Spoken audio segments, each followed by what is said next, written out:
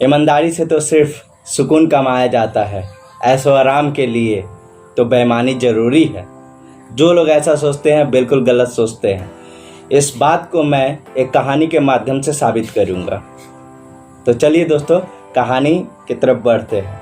क्या?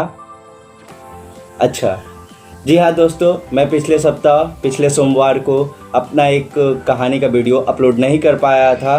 कारण यह था कि मेरा एग्ज़ाम था, इसके लिए मुझे माफ़ कीजिएगा।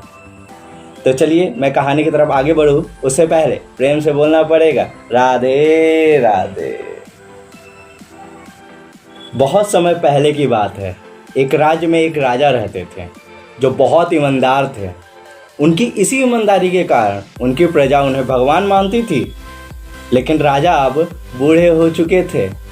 उनकी कोई संतान भी नहीं थी, जिस कारण से राजा हमेशा चिंतित रहते थे कि उनके बाद उस राज्य का उत्तराधिकारी कौन बनेगा।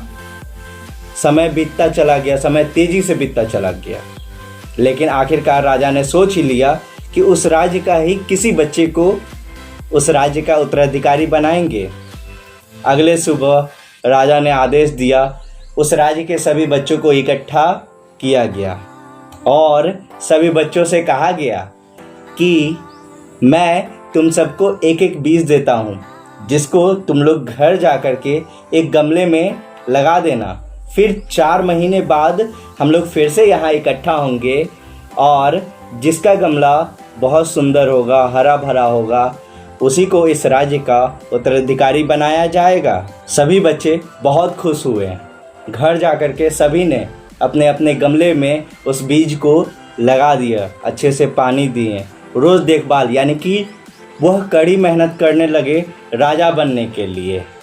जब 1 महीना बीत गया, सभी बच्चे सेवा करते करते तो सभी के बच्चे के गमले में हरे भरे पौधे निकल आए थे। लेकिन उसमें से एक लड़का था, उसका नाम अंजनी था। उसके गमले में अभी थोड़ा सा, एक छोटा सा भी पौधा नहीं हुआ था। वह चिंतित हो गया कि सबके गमले में हरे भरे पौधे निकल आए, लेकिन उसके गमले से जो है क्यों नहीं निकला। वह सोचा कि हो सकता है कि उसके गमले से थोड़े दिन बाद, कुछ दिन बाद जो है पौधे निकलेंगे। वह डेली सेवा उसी तरीके से करता रहा। लेकिन समय तेजी से बीतता चला गया। 4 महीने पूरे हो गए, लेकिन अंजनी के गमले से कोई भी पौधा नहीं निकला। वह बहुत ही निराश हो गया था। वह सोच लिया था वह राजा के पास नहीं जाएगा।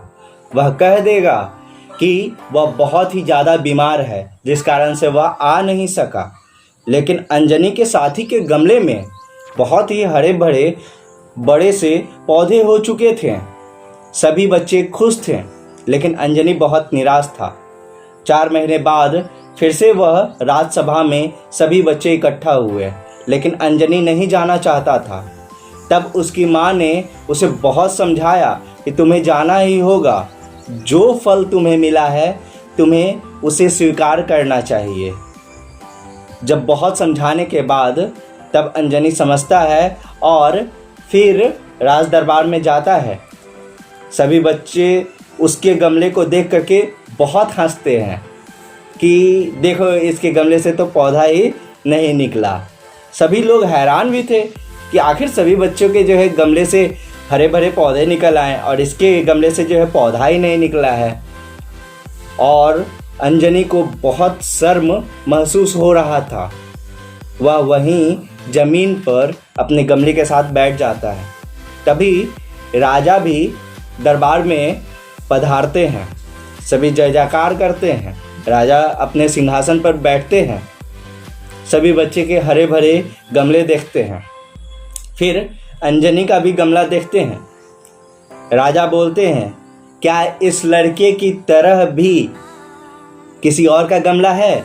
सभी बच्चे हंसते हुए बोलते हैं, नहीं राजा जी, किसी और का गमला इसके तरह नहीं है। तब राजा ने अंजनी को बोला कि मेरे पास आओ। तब अंजनी खड़ा होकर के धीरे धीरे धीरे धीरे राजा के पास जाने लगा।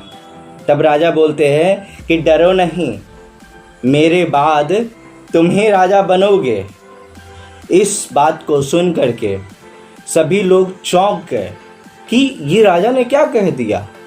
इसके गमले में तो कोई पौधा ही नहीं है, फिर भी राजा अपने बाद इसको राजा क्यों बनाएंगे। तब राजा ने जवाब देते हुए कहा कि हमने जो तुम सभी को जो बीज दिए थे वह बंजर बीज थे। उसे कितना भी कुछ कर लेते उसमें से एक पंखुड़ी तक नहीं निकलता, और तुम सभी झूठे हो और यह ईमानदार है, जिस कारण से इसने अपने बीज नहीं बदले, लेकिन तुम सब ने अपने बीज बदल दिए, जिस कारण से यह ईमानदार है। इसीलिए यह हमारे बाद इस राज्य का उत्तराधिकारी बनने का साहस रखता है। इसमें वो सारे गुण हैं जो एक राजा में होने चाहिए। इसीलिए दोस्तों, मैं हमेशा कहता हूँ आपको कि ईमानदारी से जो पाया जा सकता है वो बेईमानी से कभी नहीं पाया जा सकता है। इसीलिए अपने ईमान और धर्म को हमेशा पकड़े रहिए, वो हमेशा आपको सही मार्ग पर चलने का राह दिखाएगा। तो आज के लिए बस इतना ही।